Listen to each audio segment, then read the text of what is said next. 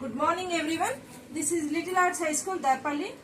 Today our school Vinayaka and our students are going to make a skit. సరే ఈసారి తెలుగులో ఏంటో చెప్పనా? మా పిల్లలు వాళ్ళ యొక్క ప్రశ్నలు దేవుని అడుగుతారు, దేవుడు సమాధానం ఇస్తాడు. విందామా మరి? Okay, let's start. నమస్కారం వినాయక. వినాయక, మేము చదువు మీద ఎందుకు ఏకాగ్రత పెట్టలేకపోతున్నాము? ఏం చేయాలో చెప్పవా? చాలా మంచి ప్రశ్న వేశావు హర్షన్. అవును, నిజంగానే మీ తరం వాళ్ళు చదువు మీద ఏకాగ్రత పెట్టలేకపోతున్నారు. ఎందుకంటే మీకు చదువు కంటే అతి మంచిమైన ప్రీతికరమైన ఫోన్, టీవీ లాంటి మాధ్యమాలు వచ్చాయి కదా. అందుకే ఆ ఫోన్ కానీ టీవీ కానీ మన మెదడుని ఖరాబ్ చేసే పరికరాలు. వాటిని వదిలేసి ఏకాగ్రతతో చదివితే చదువులు ఖచ్చితంగా వస్తాయి. ఎందుకంటే నేనే కదా చదువుకి ముఖ్యమైన అధిపతిని.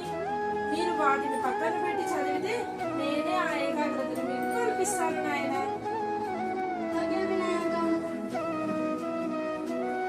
శుభోదయం ప్రజలనా. తల్లిదండ్రులు, టీచర్లు ఎప్పుడు గుడ్ బై లాగా ఉండాలి అంటారు కదా. మరి గొప్పగా ఉండాలంటే ఏం చేయాలి? అరే, నీ బుర్రకి చాలా మంచి ప్రశ్న వచ్చింది. సరే విను, నేనేం చెప్తున్నానంటే నిజంగానే ప్రతి ఒక్కరూ మనం చూసి గుడ్ బాయ్ లాగా ఉండాలి, గుడ్ గర్ల్ లాగా ఉండాలి అనేది చెప్తారు మీ తరానికి. నిజంగానే ఇలాంటి నేను కూడా మా చిన్నప్పుడు మా స్కూల్లో కానీ మా పేరెంట్స్ లో కానీ చాలా మంచిగా వింటూ ఉండేవాడిని. ఎందుకంటే నేను మా అమ్మ నాన్నలకి కానీ మా స్కూల్లో గురువు కానీ వేళలా గౌరవం ఇస్తూ ఉండేదాన్ని. అయితే ఎప్పుడు వాళ్ళ మాట వినాలి.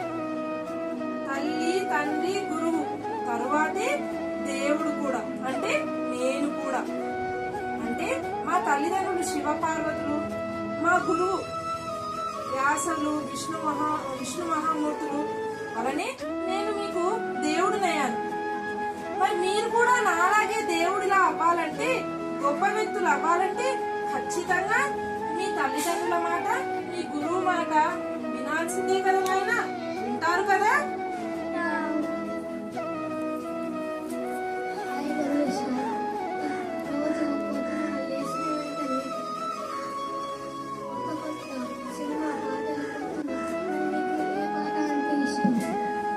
అరే, నిజంగా ఈ సమాజానికి ఉపయోగపడే ప్రశ్నే అడిగావు. మీరు పొద్దున మండపాలకు వెళ్ళగానే కొత్త సినిమా పాటలు చాలానే పెడుతున్నారు. కానీ ఒక్కసారి ఆలోచించండి నాయన, ఈ సినిమా పాటలు కానీ ఇలాంటి పిచ్చి పాటలు, పిచ్చి నృత్యాలు ఏ దేవుడైనా అసలు దాన్ని ఒప్పుకుంటాడా చెప్పండి? ఒప్పుకోడు. నిజంగానే అలాగే నేను కూడా ఒప్పుకోను. ఎందుకంటే నిజంగా నా మండపాల్లో ఒక మంచి భక్తి భావన, భజన, ఒక మంచి కార్యక్రమాలు, మంచి మాటలు, సత్సంగాలు, మంచి మాటలు ఇలాంటివి ఏవైనా జరిగితే అప్పుడు ఆ విషయాలు 10 మందికి ఉపయోగపడతాయి. కాబట్టి దానివల్ల పరులు కూడా డిస్టర్బ్ కారు. కాబట్టి అక్కడి వరకు ఓకే. అంతేకాని మీరు కొత్త సినిమాల పాటలు పెట్టి మీరే ఎగురుతారు. దానివల్ల మీకే కాదు, మండపాల్లో ఉన్న పక్కన ఇంటి వాళ్ళందరికీ కూడా డిస్టర్బ్ అవుతున్నారు. అలా కాకుండా నా మండపాల్లో మంచి మాటలు, ఏవైనా గొప్ప వ్యక్తుల్ని కూర్చోబెట్టి భగవద్గీత పారాయణం, మంచి మాటలు ఇలాంటివి చేస్తే, భజనలు చేస్తే కనుక అందరూ వినసొంపుగా ఉందని హాయిగా ఉంటారు. దానివల్ల ఈ 11 రోజులు, నేనున్న 11 రోజులు సమాజం అంతా హ్యాపీగా ఉంటుంది. మరి అలాగే చేస్తారు కదా?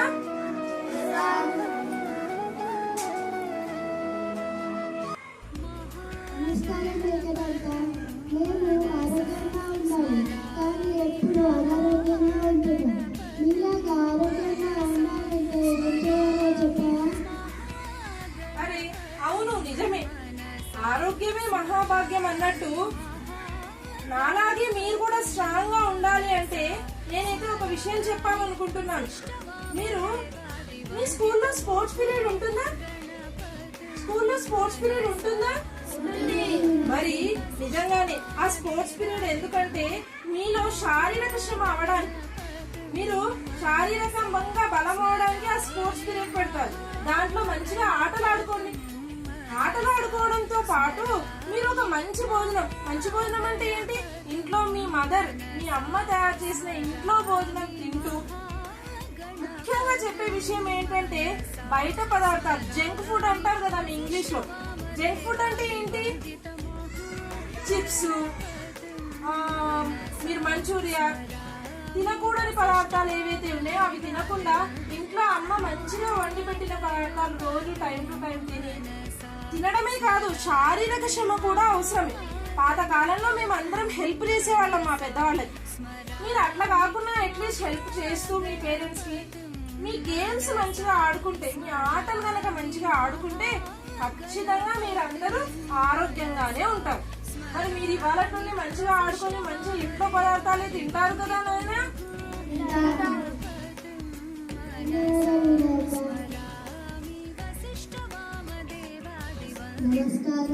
నమస్కారం స్కూల్లో అందరూ క్లాస్ ఫస్ట్ రావాలి అంటారు. మరి ఏమి చేస్తే అందరూ నేర్చుకుంటారు? చెప్పవా? అదే నిజమే.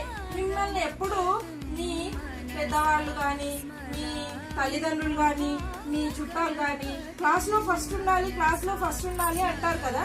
నిజమే, మంచి ప్రశ్నే వేసావు తల్లి. కానీ నిజంగా చెప్పాలంటే చదువు అంటే ఆల్మోస్ట్ క్లాస్ లో మొదటగా రావడమే అవసరం లేదు.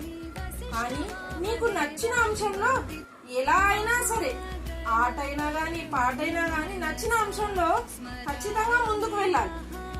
అందరికి 10కి 10 వస్తాయా? రావు కదా. కానీ ఈ ప్రయత్నం అయితే చేయాలి. ఏ ప్రయత్నం అంటే మీరు చేసే ప్రయత్నంలో ప్రయత్న లోపం ఉండదు. అంటే మీరు కష్టపడుతూ ఉండాలి, మీ కష్టం అనేది నిజాయితీగా ఉండాలి. అప్పుడు ఫలితం ఖచ్చితంగా వస్తుంది. మీరు ఫలితం గురించి ఎప్పుడు ఆలోచించద్దు. ఫలితాన్ని నాకు వదిలేయాలి, నాకంటే దేవుడికి నాకు వదిలేసింది అనుకోండి. మీ కష్టంలో నిజాయితీ కనుక ఉంటే ఖచ్చితంగా కొంచెం ఆలస్యమైన మంచి ఫలితాన్ని నేను అందిస్తాను. కానీ మీ కష్టంలో ప్రయత్న లోపం ఎప్పుడూ ఉండకూడదు. అర్థమైందా తల్లి?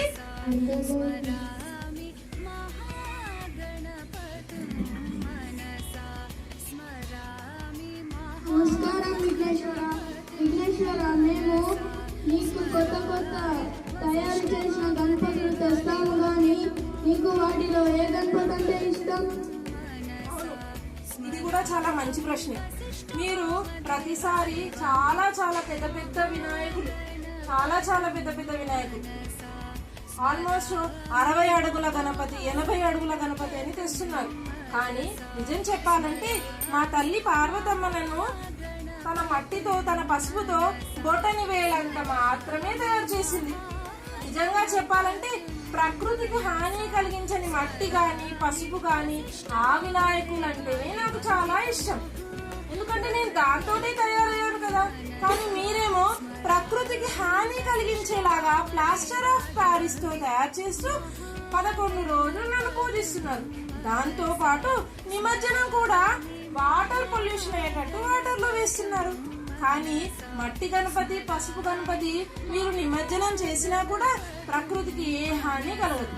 అంటే ఏదైనా ఒకటే విషయం చెప్పాలనుకుంటున్నాను, ప్రకృతికి, సమాజానికి హాని కలిగించని ఏ వినాయకుడు ఉన్నా కూడా నాకు ఆనందమే. ఆ వినాయకులు ఎవరంటే మట్టి గణపతి, పసుపు గణపతి. అర్థమైందా నాయనా?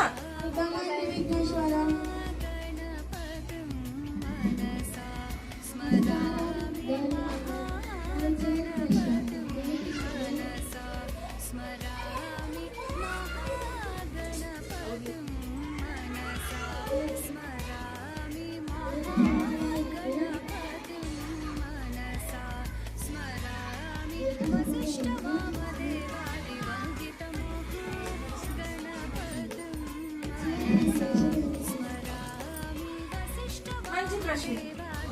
విద్యార్థులారా వినండి, ఇదే నా చివరి సందేశం.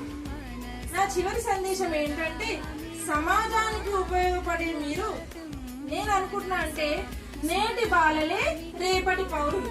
అవునా కదా? కాబట్టి మీరందరూ ఖచ్చితంగా మీ జీవితంలో మీరు పై స్థాయికి రావాలంటే ప్రతి ఒక్కరూ నిజాయితీతో కష్టపడి నిబద్ధతతో నిలబడి వినమ్రంగా జీవిస్తే విజయం ఎల్లవేళలా మీ తోడై ఉంటుంది.